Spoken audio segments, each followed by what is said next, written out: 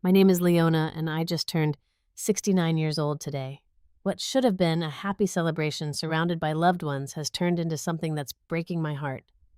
My son Daniel, a millionaire from his tech company, just asked me if I was enjoying the apartment he gave me. I felt a lump form in my throat as I looked around at the lavish party he's hosting in his mansion. How could I tell him that the apartment is actually his garage? My daughter, Amanda, stands nearby, perfect as always in her designer dress. Neither of my children knows I'm about to change everything. Before I tell you about this life-changing moment, let me know where you're watching from and hit subscribe so you don't miss real family stories we rarely talk about. Life wasn't always this complicated.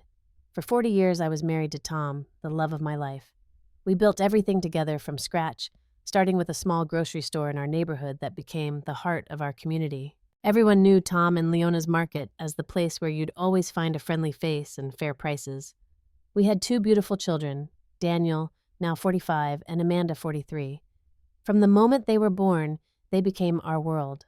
Tom would bounce them on his knee after closing the shop, telling them stories about how one day they could build something even bigger than our little store. Education first, Tom always said, so we scraped and saved every penny to make sure they could go to good schools. Daniel showed a knack for computers early on, spending hours in his room taking apart and rebuilding anything electronic he could get his hands on. Amanda was our social butterfly, always top of her class and surrounded by friends. We were so proud watching them grow, even when it meant stretching our budget thin. Our house wasn't fancy, just a modest 3-bedroom in a nice neighborhood with a small garden where I grew tomatoes and zucchini. Tom built the porch swing himself, and we'd sit there on summer evenings watching the neighborhood kids play while ours grew too cool to join them. That house saw birthdays, graduations, first dates, heartbreaks, and all the beautiful, ordinary moments that make up a family's history. Tom worked 6 days a week at the store, and I was right beside him, except when the kids were small. Those early years were exhausting, but so full of purpose. We knew why we were working so hard. Every dollar went back into the business, the house, or the kids' education funds. We didn't take fancy vacations or drive expensive cars, but we never felt poor. Just practical. 8 years ago, Tom complained about heartburn after dinner. He went to lie down while I cleaned up. When I brought him some antacids 20 minutes later, he was gone. Just like that, a massive heart attack took him at 63. The doctor said it was quick that he didn't suffer. That was supposed to be comforting, I guess. The funeral was beautiful, crowded with customers and neighbors whose lives we'd touched. Daniel flew in from California, where his tech startup was just beginning to take off. Amanda came with her new husband, Richard, a lawyer she'd met during her final year of law school. They stayed for a week helping me sort through paperwork and Tom's things before their busy lives called them back. Then, I was alone in our house. Every corner held a memory of Tom, his reading chair in the living room, the way the third stair creaked under his weight, the height marks on the kitchen doorframe tracking the kids' growth. Some nights I'd talk to him out loud. Other nights I'd cry myself to sleep. The house that had once fit our family of 4 perfectly now felt cavernous. I rattled around in it trying to find my footing as a widow. I kept the store going for another year, but my heart wasn't in it anymore. Eventually, I sold the business to a young couple who promised to keep the name and the spirit of the place alive. As the years passed, Daniel's company grew exponentially. What started as a small software development firm expanded into a tech empire. I didn't understand exactly what his company did, something about data security and cloud computing, but I understood the change in my son as success found him.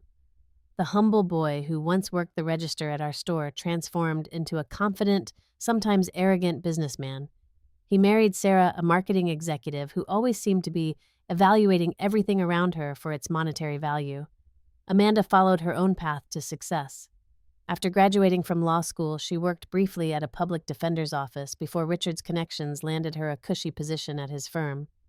They moved into a sprawling house in an exclusive neighborhood, driving matching luxury SUVs and vacationing in places I only saw in magazines. I was proud of my children's accomplishments, truly. I was, but something changed in our relationship as the gap between our lifestyles widened. Phone calls became shorter and less frequent. Visits happened only on major holidays, and even then they seemed distracted, checking their phones and talking about people and places I didn't know. I tried to stay connected to bridge that growing gap. I learned how to use social media just to see pictures of my grandchildren. I made special dishes when they visited, remembering their childhood favorites. But increasingly, I felt like an obligation rather than a mother. The easy conversations we once shared had been replaced by polite small talk that carefully avoided any mention of my financial struggles or their abundant success. As my fixed income stretched thinner each year, the house began to show its age. The roof started leaking. The air conditioning unit died during a heat wave, and the property taxes kept rising as the neighborhood became more desirable. My retirement savings dwindled with each emergency repair. I started to wonder if keeping the house was the right decision, but letting go of our family home felt like losing Tom all over again. The decision to sell our family home didn't come easily. I spent months weighing my options, calculating and recalculating my budget. But when the property tax bill arrived with another increase, I knew I couldn't keep juggling the expenses. The house that had sheltered our family for decades had become a financial burden I could no longer bear. I called Daniel and Amanda, asking them to come home for a weekend so we could talk face to face. It had been nearly 6 months since I'd seen either of them, though we occasionally spoke on the phone. Daniel initially said he was too busy with a product launch, but when I told him it was about selling the house, he suddenly found time in his schedule. They arrived separately on a Friday evening. Daniel came alone, explaining that Sarah had an important client meeting. Amanda brought Richard, who spent most of his time on his phone, in the corner of the living room. I served the pot roast I'd spent all day preparing, Daniel's favorite as a boy, but he only picked at it mentioning something about a new keto diet. "I've been running the numbers," I told them after dinner as we sat in the living room, "and I just can't afford to keep the house anymore. The repairs alone this year have eaten through what little savings I had left." Amanda looked around the room, her expression a mixture of nostalgia and relief. "It's probably for the best, Mom. This place is so outdated, and the neighborhood isn't what it used to be." The neighborhood had actually improved dramatically, with property values nearly doubling in recent years. That was part of the problem. The taxes had risen accordingly. Daniel set down his sparkling water and leaned forward, suddenly interested. "What are you thinking of doing, moving to one of those senior communities?" The way he said senior communities made it sound like a nursing home. I was only 67, still active and independent. I just needed something smaller, more manageable. "I was looking at some condos closer to downtown," I said. "There's a nice building with an elevator and no yard to maintain. The units are small but modern." Daniel and Amanda exchanged a look I couldn't quite interpret. "Mom," Daniel said, using the tone he probably used in board meetings, "those downtown condos are expensive for their size, and they're not really designed for someone in your life stage." "What Daniel means," Amanda interjected, "is that you should be thinking about your long-term needs. What happens if you need more care later?" They were already planning for my decline, though I was still healthy and sharp. But before I could respond, Daniel's expression changed to one of inspiration. "I have a better idea," he said, his voice brightening. "What if I bought you an apartment, something modern in a good building with security? You'd sell this house, put the money in investments I can manage for you, and never have to worry about housing costs again." The proposal hung in the air. Amanda nodded enthusiastically. "That's so generous, Danny," she said, using his childhood nickname. "Mom would be set for life." I felt a wave of emotion. After years of feeling somewhat forgotten by my busy children, here was Daniel offering to take care of me. "That's very kind, but I don't want to be a burden," I said.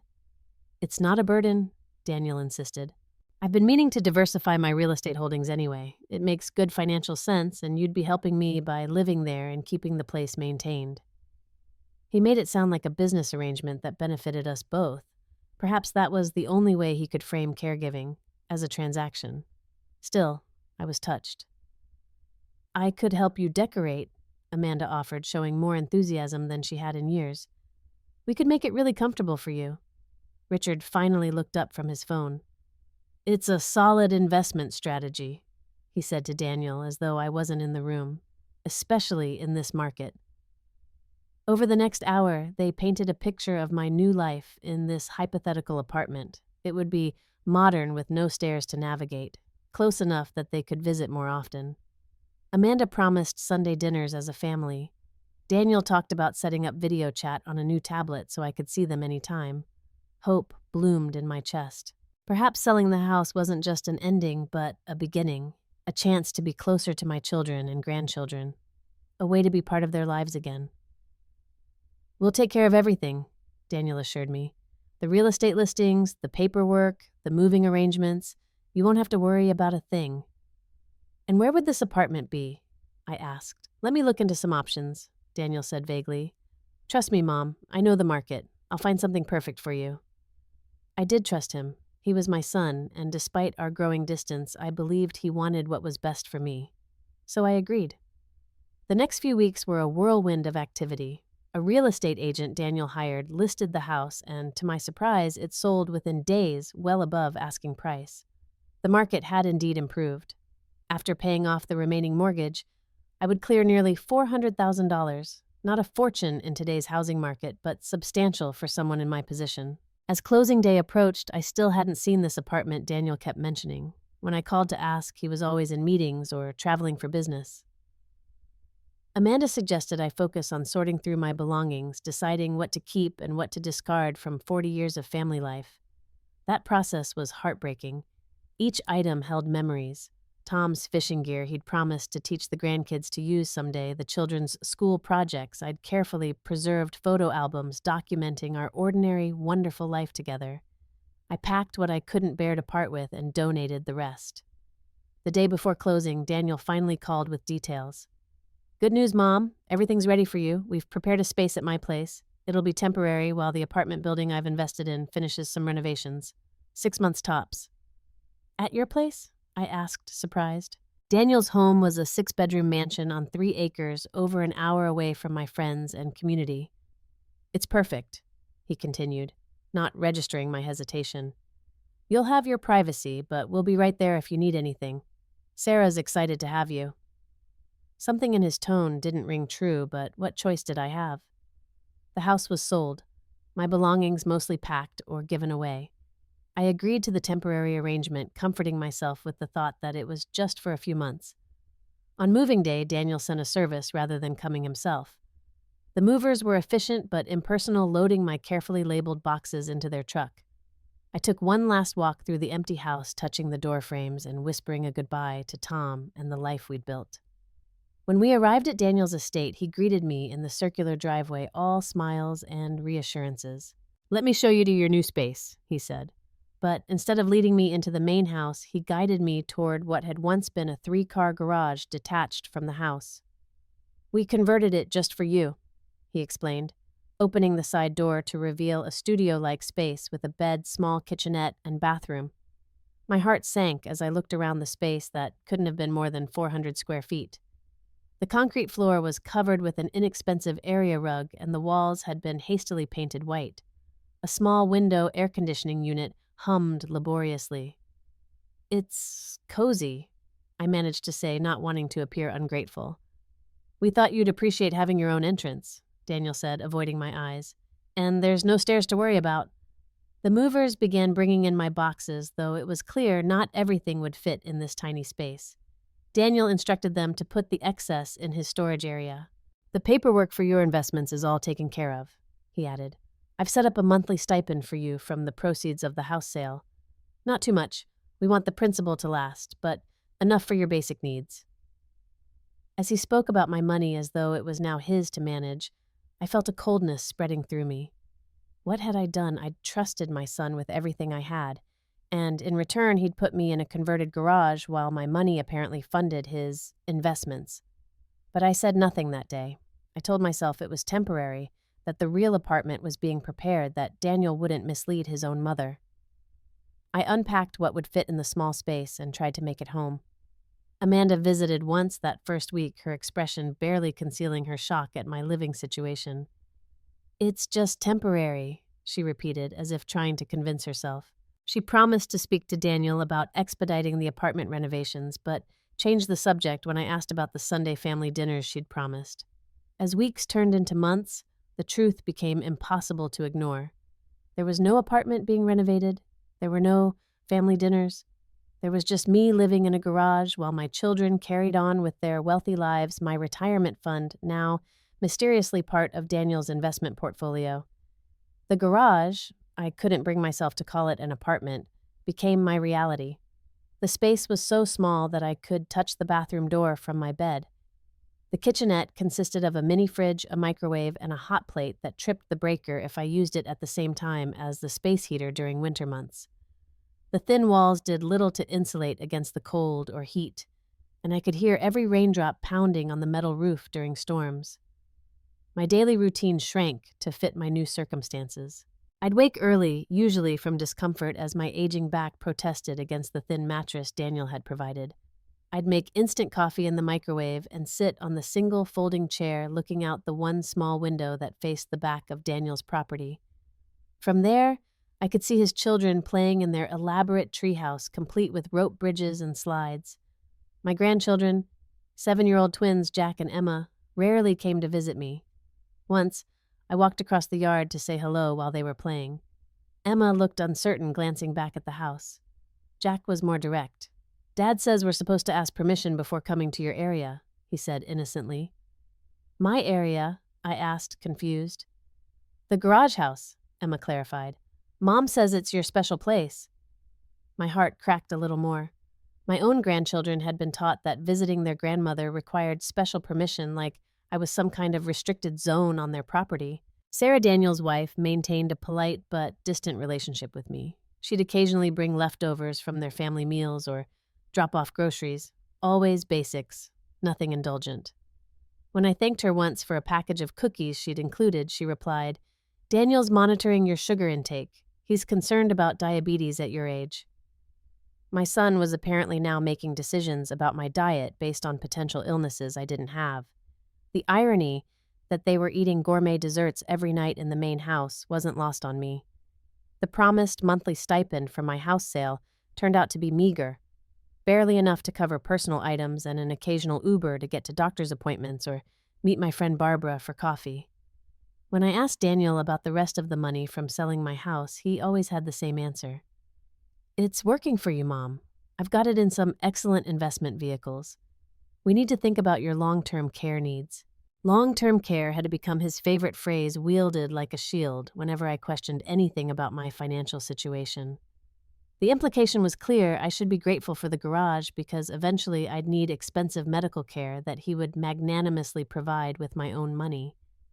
I tried calling Amanda more frequently, hoping my daughter might be more sympathetic to my situation. Most calls went to voicemail. When she did answer, she was always rushing somewhere, dropping the kids at soccer practice, heading into a meeting late for a hair appointment. I tried to explain how isolated and confused I felt, but she would interrupt with platitudes. "Daniel knows what he's doing, Mom. He's just looking out for your future. Have you tried joining a senior center? You need to make friends your own age." The few times I asked if I could visit her home instead, there was always some excuse. Richard was preparing for a big case. They were renovating the guest room. The kids had colds. The message became increasingly clear. I was an inconvenience best kept in Daniel's garage, out of sight and mind. After 3 months of this arrangement, I attempted a more direct conversation with Daniel. I knocked on the door of the main house one Sunday afternoon when I knew they didn't have plans. Sarah answered, her surprise evident. "Leona, is everything okay?" She never called me Mom or even Mother, always Leona, keeping that subtle distance. "I'd like to speak with Daniel if he's available," I said politely. She hesitated, then stepped aside. "He's in his office. I'll let him know you're here." I waited in their cavernous foyer, feeling like a visitor in a museum rather than family. The house was immaculate with soaring ceilings and expensive art on every wall. Through an open doorway, I could see the dining room where the family had apparently just finished lunch. 4 place settings, none for me, though I was mere yards away in the garage. Daniel emerged from his office looking mildly annoyed. "Everything okay, Mom? Is the AC in the unit acting up again?" "The unit," I repeated. "Is that what we're calling my home now?" He sighed, checking his watch. "What do you need?" "I'd like to talk about my living situation," I said, "and my finances. It's been 3 months and there's been no mention of the apartment you promised." His expression hardened slightly. The real estate market is complicated right now. The investment property I was looking at had some issues. I'm exploring other options. In the meantime, I continued, I'd like to know exactly how much of my money is left and what it's being used for. Mom, we've been over this. Your money is in a diversified portfolio I'm managing. The return is being reinvested except for your monthly allowance. Allowance? I echoed the word stinging. I'm not a child, Daniel. That was my life savings from selling a home your father and I worked for decades to pay off. I'd like to see the investment statements. He crossed his arms. I don't think that's necessary. You don't have the financial background to interpret those documents properly. I had run a successful small business with Tom for years handling all the bookkeeping, but apparently that experience counted for nothing now. Then, perhaps I should consult with a financial advisor of my own, I suggested. This visibly alarmed him. That would be a waste of money, Mom. Why pay fees to someone else when I'm managing everything for free? Our conversation continued in this circular fashion for several minutes, with Daniel deflecting every request for transparency with patronizing explanations about complex financial strategies beyond my comprehension. I left feeling frustrated and increasingly certain that something wasn't right. That evening, as I sat in my garage dwelling trying to make sense of my situation, I heard voices outside. Daniel and Sarah were walking past, headed toward their gazebo for evening drinks. They didn't know I could hear them through the thin walls. She's getting more demanding, Daniel was saying, asking about statements now. What did you tell her? Sarah asked. The usual, that it's complicated and being managed. She's going to figure it out eventually, Dan. By then, the Westlake project will be complete and we'll have the capital to replace it. She'll never know the difference. Sarah's voice dropped. Do you ever feel bad about it? Using her house money for the development? It's not like we're stealing it, Daniel replied defensively. We're investing it. The returns will be exponential. Besides, we're giving her a place to live, aren't we? Do you know how much assisted living facilities cost these days? Their voices faded as they moved farther away, but I had heard enough. My suspicions were confirmed. Daniel had used my home sale proceeds to fund some real estate development project. He had no intention of buying me an apartment. The temporary garage accommodation was permanent. That night, I cried for the first time since moving in, mourning not just my lost home and financial security, but the son I thought I knew. The boy who once gave me handmade Mother's Day cards with promises to take care of me when I got old had become a man who saw me as nothing more than a financial resource to exploit. The next morning, I called Amanda again. This time, when it went to voicemail, I left a message that simply said, "It's an emergency. Please, call me back today." To my surprise, she returned the call within an hour. Mom, what's wrong? Are you sick? The concern in her voice gave me a flicker of hope. I need to talk to you about Daniel, I said, and about my money from the house. Oh. The single syllable carried disappointment. Not a health emergency, just family drama. What about it? I explained what I'd overheard my voice breaking occasionally as I described the betrayal I felt. There was silence on the other end when I finished. Are you sure you heard correctly? She finally asked. Daniel has always been good with money. Maybe you misunderstood the conversation. I know what I heard, Amanda, I said firmly. He's used my money for some project called Westlake with no intention of returning it. Another pause. Even if that's true, Mom, what do you expect me to do about it? I thought maybe I could stay with you and Richard for a while, just until I figure out what to do next. Maybe find a small place to rent with whatever's left of my money. The silence that followed was excruciating. That's not really possible right now, she said slowly. Richard is very particular about his space, and we use the guest room as his home office. Plus, with the kids' schedules and everything. She trailed off, but the message was clear. Her husband's comfort and convenience outweighed her mother's well-being. I had raised her, loved her, unconditionally supported every dream and ambition she'd ever had. And yet, when I needed her, she couldn't inconvenience her husband for even a short time. I understand, I said, though I didn't. Not really. Have you tried talking to Daniel again? She suggested, eager to pass the responsibility back to her brother. I'll figure something out, I said, ending the call before she could hear me cry. Left with few options, I reached out to Barbara, my oldest friend who had been calling regularly since I moved, but whom I'd put off visiting due to embarrassment about my living situation. This time, I was honest about everything. She insisted on picking me up the next day. "You can't stay there, Leona," she said firmly after seeing the garage set up. "This isn't right." With Barbara's support, I made an appointment with Harold Jennings, the attorney who had helped Tom and me set up our wills years ago. He listened gravely as I explained my situation, occasionally shaking his head. "Did you sign anything?" he asked. "Any documents regarding the house proceeds or investments?" I had signed several papers Daniel had prepared, barely glancing at them in my trust of him. Harold requested copies and promised to review them. "In the meantime," he said kindly, "do you have a safe place to stay?" Barbara spoke up. "She's coming home with me. I have a proper guest room that doesn't double as a storage shed." 2 days later, while Daniel and his family were at a school function for the twins, I packed my few belongings and left the garage forever. Barbara's spare room felt like a palace compared to where I'd been living. I had a real bed, a window that opened to a garden, and most importantly, the respect and kindness of someone who valued me. Harold's review of the documents was concerning. I had indeed signed over significant control of my assets to Daniel, but there were limits to what he could legally do. The papers mentioned specific types of conservative investments appropriate for retirement funds, not speculative real estate development. "There's a case here for financial exploitation," Harold explained, "especially given the living conditions he provided while using your money for his own projects. But legal battles are expensive and drawn out, especially when they involve family."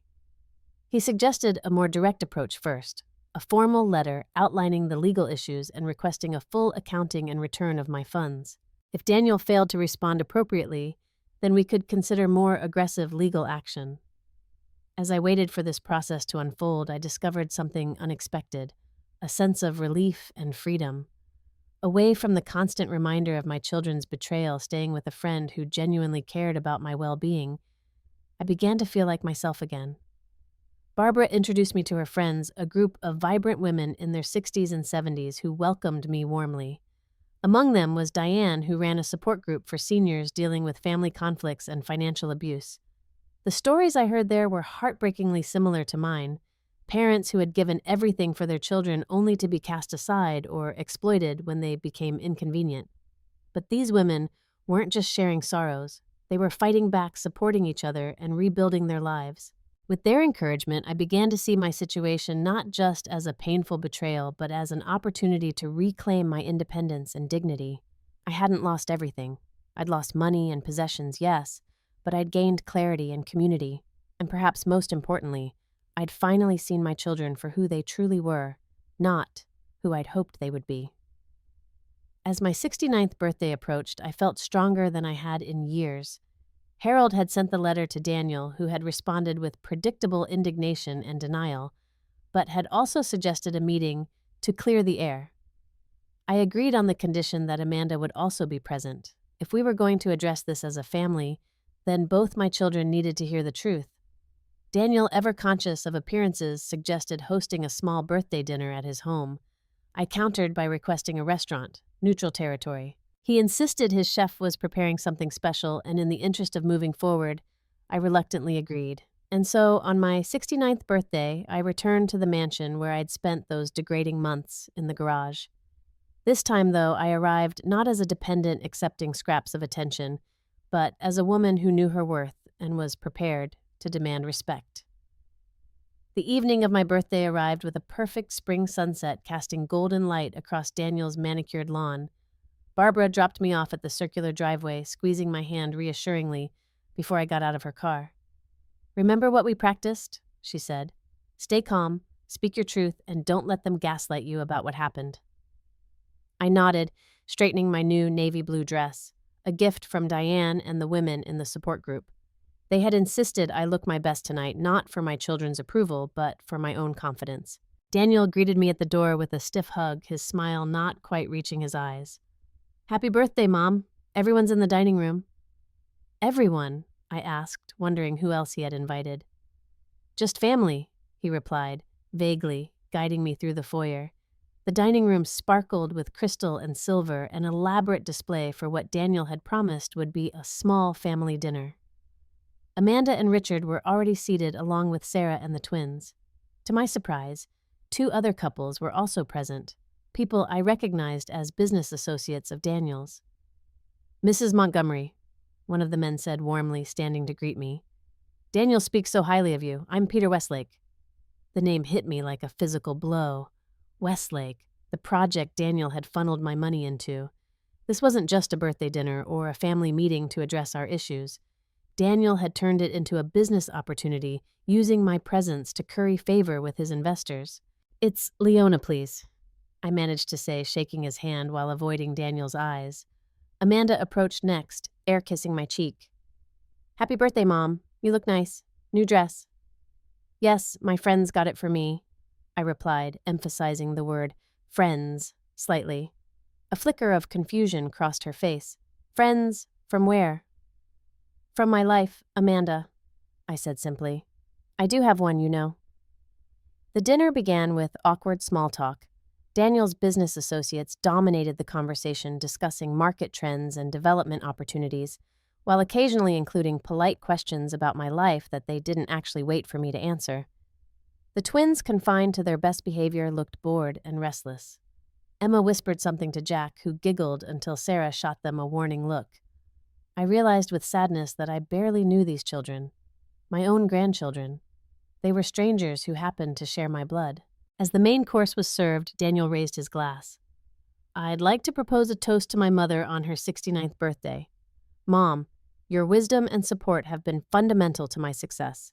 Everything I've achieved has been built on the foundation you and Dad created." The words were perfect, the sentiment seemingly heartfelt, but I knew it was performance. This was Daniel, the CEO, speaking, the man who understood the value of a compelling narrative about family and legacy. Meanwhile, my actual legacy, the money from my home, was funding his latest venture without my consent. "Thank you, Daniel," I said when he finished. "It's interesting you should mention foundations."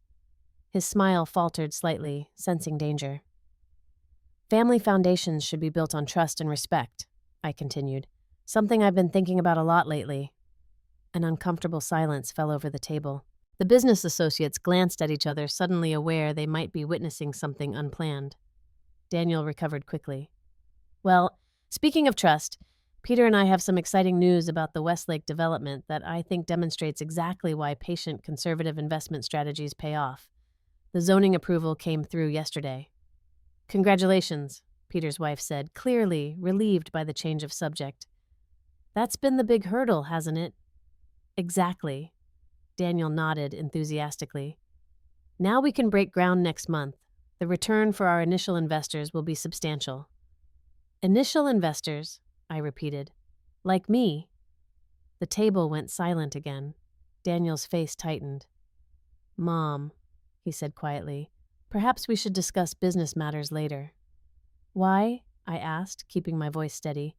"Isn't that why Mr. Westlake is here, to discuss the business you're funding with my house money?" Peter Westlake looked confused. "Your mother is an investor in the project."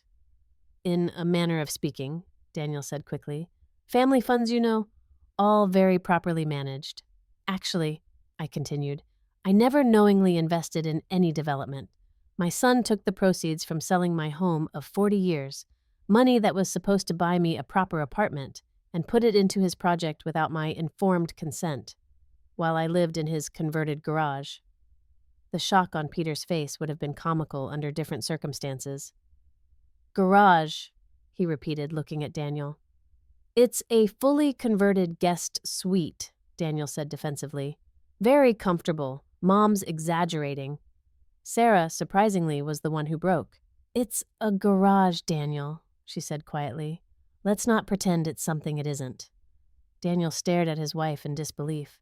Amanda looked like she wanted to disappear under the table. Richard, ever the lawyer, remained expressionless, though his eyes darted between the speakers, assessing the situation. "I think there's been some misunderstanding," Peter said diplomatically, clearly uncomfortable. It was time. The moment I had rehearsed with Barbara and the women from the support group. I took a deep breath and smiled directly at my son. Daniel, have you been enjoying the apartment you gave me? I asked, echoing his own frequent question about my accommodations. He faltered, clearly, confused by my change in tone. What? Because I live in the garage? I said, my voice low but clear. Or I did until I left last week. Amanda gasped, her wineglass slipping from her fingers and shattering on the table, red liquid spreading across the white tablecloth like blood. You left, she whispered. Where are you staying? With friends who actually care about my well-being, I replied. People who don't see me as an ATM or an inconvenience. Richard finally spoke up. I think we should give the family some privacy, he suggested to the Westlakes and the other couple. No need, I said calmly. I've said what I came to say. Daniel, you'll be hearing from Harold Jennings about recovering my funds. Amanda, I'm disappointed but not surprised by your lack of concern when I reached out for help. I stood placing my napkin beside my barely touched meal. Thank you for the birthday dinner. It was illuminating, if not enjoyable. Mom, wait, Daniel said, his business persona cracking. You can't just leave like this. What will Peter think? I don't know, Daniel. What will Peter think about a son who puts his mother in a garage while using her retirement money for his business ventures? What will your other investors think about your financial ethics? Peter Westlake stood abruptly. I think we should continue this discussion another time, Daniel. Mrs. Montgomery it was. Educational meeting you. As the business associates made hasty excuses and departed, the family was left in stunned silence. The twins looked between the adults with wide eyes, witnessing a family fracture they couldn't fully understand. How dare you? Daniel finally said, his voice low and angry. Do you have any idea what you've just done? Those people are crucial partners. No, Daniel, I replied. How dare you? I am your mother, not a line item on your balance sheet. Amanda, recovering from the shock of her broken glass, tried to mediate. Mom, I'm sure Daniel had good intentions. The garage situation was temporary, right? Danny, don't defend him, I told my daughter. You're equally complicit. I called you for help, and you couldn't even offer me a couch to sleep on because Richard is particular about his space. Richard shifted uncomfortably in his chair, avoiding eye contact. That's not fair, Amanda protested. We've been incredibly busy and— Stop, I interrupted. Just stop with the excuses. Both of you had choices to make, and you chose yourselves every time. Your father would be heartbroken to see what you've become. Mentioning Tom silenced them both. They had loved their father, and somewhere deep down they knew he would never have approved of their treatment of me. What do you want from us? Daniel finally asked, his voice strained. I want my money back, I said simply. All of it with appropriate interest. And I want you both to take a hard look at the people you've become. Success means nothing if you lose your humanity along the way. I turned to leave, but Sarah's voice stopped me. Leona, wait. She approached, looking genuinely remorseful. I should have said something sooner. I knew the garage wasn't right, but Daniel insisted it was temporary, and then time just passed. Yes, it did, I agreed. 3 months of my life in a space most people wouldn't keep their tools in. Sarah looked at her husband, something shifting in her expression. I told you it was wrong, Daniel, from the beginning. Don't start, Sarah, Daniel warned. This isn't the time. When is the time? She challenged. When your mother is forced into actual homelessness, when your children learn that this is how we treat family, when your business partners discover you've been misappropriating funds. Her unexpected alliance with me clearly shocked Daniel. This wasn't part of his carefully controlled narrative. Mom, Emma said suddenly, her small voice cutting through the tension. Is that why we weren't allowed to visit you in the garage? Because it was bad. The innocent question hung in the air, laying bare the truth even a child could see. Yes, sweetheart, I told my granddaughter. It wasn't a proper place for anyone to live. Your father probably didn't want you to know that. Daniel's face flushed with anger or shame. Perhaps both. That's enough, he said sharply. Emma, Jack, go upstairs. This doesn't concern you. Actually, it does, I countered. The way you treat your mother teaches them how to treat their own parents someday. Is this the lesson you want them learning? My words hit their mark. Daniel looked away, momentarily speechless. Amanda stared at her lap, tears forming in her eyes. Into this charged silence, I delivered my final message. I raised you both to be better than this. I'm not sure where we go from here, but it starts with honesty and making things right. The choice is yours. With that, I walked out of the dining room through the grand foyer and out the front door. Barbara was waiting in her car as promised. When I got in, she didn't immediately start the engine. "How did it go?" she asked gently. "I did it."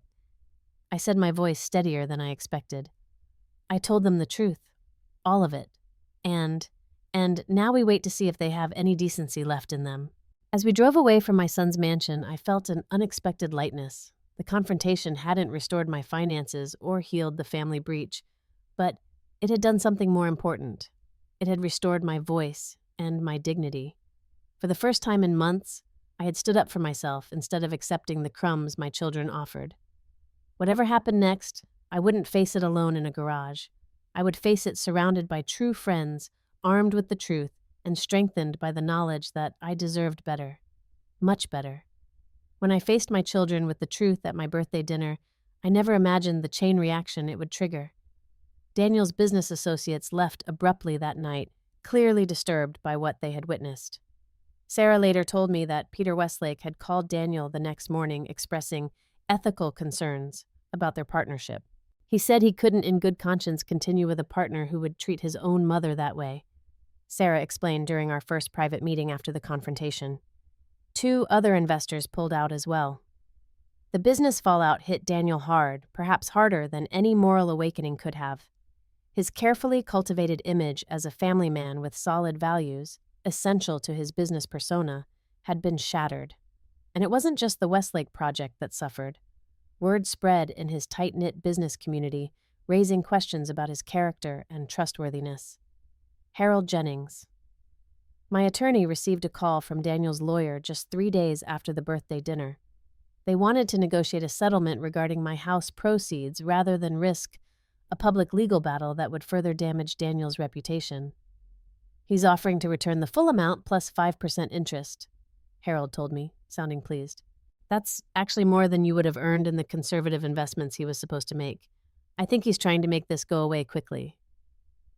I agreed to the settlement with one additional condition, a formal acknowledgement of wrongdoing and apology. It wasn't about humiliating my son, but about establishing truth as the foundation for any potential reconciliation. Daniel signed the agreement, though Harold suspected his lawyer had strongly advised against the admission of wrongdoing. The money was transferred to accounts only I controlled, with Harold helping me set up proper investment vehicles with a reputable financial advisor. Amanda reached out next, her approach more emotional than businesslike. She invited me to lunch at a cafe halfway between Barbara's home and hers. When I arrived, I found her already seated, looking nervous and uncharacteristically understated in her appearance. "I've been doing a lot of thinking," she began after we ordered, "about what you said at the dinner, about Dad."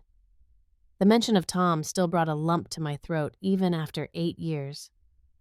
"He would have been so disappointed in me," she continued, her voice breaking, "in both of us. He always taught us that family comes first, and somehow we lost that." "Yes, you did," I agreed, not rushing to comfort her. Part of growth was sitting with uncomfortable truths. "Richard and I have been talking," she said, "about our priorities, about the example we're setting for the kids. He was shocked when I told him the full story about the garage. He didn't know Mom. I never told him how bad it was because I was ashamed of not doing anything about it." I sipped my water, letting her continue. "I've been seeing a therapist," she admitted. "She's helping me understand why I've been so distant, so wrapped up in appearances. I think I've been running from the grief of losing Dad. Like, if I just kept moving forward, building this perfect-looking life, I wouldn't have to feel the pain." It was the most honest conversation we'd had in years, perhaps ever. My daughter was finally showing me her true self, flaws and fears included. It was a tentative first step toward rebuilding trust. "I'd like you to meet the real grandchildren," she said. "Not the perfectly behaved versions we trot out for special occasions. The messy, loud, wonderful kids they actually are. If you're willing." I was willing, though, cautious. We arranged a casual visit the following weekend, a backyard barbecue where the children could play normally, and we could begin establishing a more authentic relationship. With my financial security restored and the first tentative steps toward family healing underway, I focused on creating a new life for myself. Barbara had been a lifeline, but I needed my own space. With my recovered funds, I purchased a small but charming two-bedroom condo in a building specifically designed for active seniors. It featured wide doorways, zero-step entries, and an elevator, practical features for aging in place without feeling institutional. The second bedroom became my office, where I started writing about my experiences. What began as therapeutic journaling evolved into a blog called Not Your Garage Grandma, chronicling my journey and advocating for elder dignity and rights. To my surprise, it resonated with thousands of readers, many sharing similar stories of family exploitation or abandonment. Diane invited me to co-facilitate her support group where my first-hand experience proved valuable to others just beginning their journey of reclaiming independence. I connected members with legal resources, housing options, and most importantly, a community that understood their pain without judgment. 2 months after the birthday dinner confrontation, Sarah reached out to me separately. Our relationship had always been formal, but her support during that pivotal evening had revealed a different side of her. "The twins miss you," she said when we met for coffee. "They keep asking when they can visit your new place." "They're welcome anytime," I told her. "My door is always open to them." She stirred her latte, gathering her thoughts. "Daniel is struggling," she admitted, "not just with the business setbacks, but with himself. I don't think he ever saw himself clearly until that night, until he had to face what he'd become." "That's a painful awakening," I acknowledged, feeling a complex mixture of maternal concern and justified vindication. "He started therapy too," she continued. "It wasn't my suggestion. He decided on his own after losing the Westlake deal. Said he needed to figure out how he could justify putting his mother in a garage while building a 6-bedroom mansion." I didn't respond immediately. Daniel's journey was his own, and while I hoped for his growth, I wasn't responsible for it. "He'd like to see you," Sarah added. "When you're ready. No pressure, no excuses, just to talk." I considered this. "I'll think about it. I'm not closing any doors, but trust takes time to rebuild." Sarah nodded, understanding. "For what it's worth, I'm sorry I didn't do more. I saw what was happening and stayed silent too long." "Thank you for saying that," I replied. "It matters." Over the following weeks, I established a new routine in my condo. Tuesday mornings were for coffee with Barbara and our growing circle of friends. Wednesday evenings were for the support group. Thursdays, I worked on my blog and responded to readers. Weekends often included visits with grandchildren, not just Amanda's kids, but Daniel's twins as well, who came with Sarah while Daniel and I gradually established our new boundaries. My first meeting with Daniel after everything happened took place at a park-neutral territory, with plenty of space to walk side by side rather than facing each other across a table. He looked different. Humbler somehow, the sleek business persona subdued. "I've been trying to understand why I did it," he said after we'd walked in silence for a while. "Why I could justify treating you that way." "Have you found an answer?" I asked. "Several, none of them good." He sighed. "Part of it was greed, pure and simple. I saw an opportunity to use your money for my project and I took it. Part was arrogance, believing I knew better than you what you needed." He paused, gathering courage for his next admission. "But the deepest part, the thing my therapist helped me see, was that I was angry at you. For years." This surprised me. "Angry about what?" "For not being enough," he said quietly. "After Dad died, you were just human, grieving, struggling. I think I wanted you to be superhuman, to fill both roles somehow. When you couldn't, when you showed vulnerability, it scared me. So I started seeing you as a problem to manage rather than a person to love." His insight was painful but illuminating. I had never considered how Tom's death had affected our children's perception of me, how they might have transferred expectations and disappointments. "That doesn't excuse what I did," Daniel added quickly. "Nothing does, but I'm trying to understand it so I never become that person again." Our conversation that day didn't magically heal the breach between us, but it laid groundwork for something new to grow.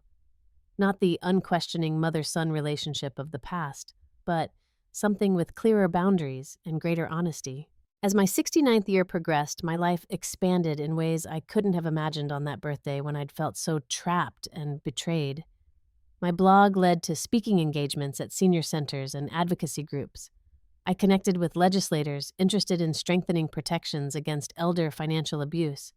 I made new friends, traveled to places Tom and I had always dreamed of visiting, and discovered passions I'd never had time to explore during my years of working and caregiving. Perhaps most surprisingly, I began dating again, cautiously at first, then with greater confidence. Harold Jennings, the attorney who had helped me reclaim my finances, asked me to dinner 6 months after our professional relationship concluded. At 73, he was thoughtful and respectful, with none of the patronizing attitude my children had displayed. Our relationship developed slowly, based on mutual respect and genuine enjoyment of each other's company. When my 70th birthday approached, I decided to host my own celebration, a garden party at my condo complex where my old and new worlds could mingle. Barbara and my support group friends chatted with Amanda and Richard. Daniel and Sarah brought the twins who played with their cousins on the lawn. Harold helped serve cake, comfortable in his role as the new man in my life. Looking around at this gathering, I felt a profound sense of peace. The path here had been painful but necessary. I had lost a home filled with memories but gained independence I hadn't known I was missing. I had weathered my children's betrayal but helped them find their way back to their better selves. I had been discarded as an inconvenient elder but emerged as an advocate helping others find their voice. That evening, after the guests had left and Harold and I sat enjoying a final cup of coffee on my balcony, he asked what I was thinking about. Life's strange journey, I told him. How sometimes what seems like an ending is really a beginning. How losing everything can free you to find what matters most. And what matters most, he asked. Self-respect, I said without hesitation. The courage to speak your truth even when it's difficult, and building connections based on genuine care rather than obligation. As the sunset painted the sky in shades of pink and gold, I reflected on the woman I had become through this ordeal, stronger, wiser, and paradoxically more youthful in spirit than I'd been in years. The garage that had been meant to contain and diminish me had instead become the catalyst for my liberation. Sometimes we have to lose everything to realize what we never actually needed and what we absolutely cannot live without. For me, that non-negotiable thing was dignity. The material possessions, even the family roles and expectations, those could change, but the core sense of self-worth. That was the foundation everything else had to be built upon. The journey from garage to this peaceful balcony hadn't been easy, but it had been mine. And at 70, I was only just beginning to explore what that freedom could mean. Have you ever had to stand up for yourself against people who should have been supporting you? How did you find the courage to speak your truth? I'd love to hear your stories in the comments below. And if this story resonated with you, please hit that like button and subscribe to my channel for more real conversations about family dynamics and finding strength in unexpected places. Remember, it's never too late to reclaim your dignity and write a new chapter in your story. Thank you for listening, and I wish you the courage to honor your worth in every relationship.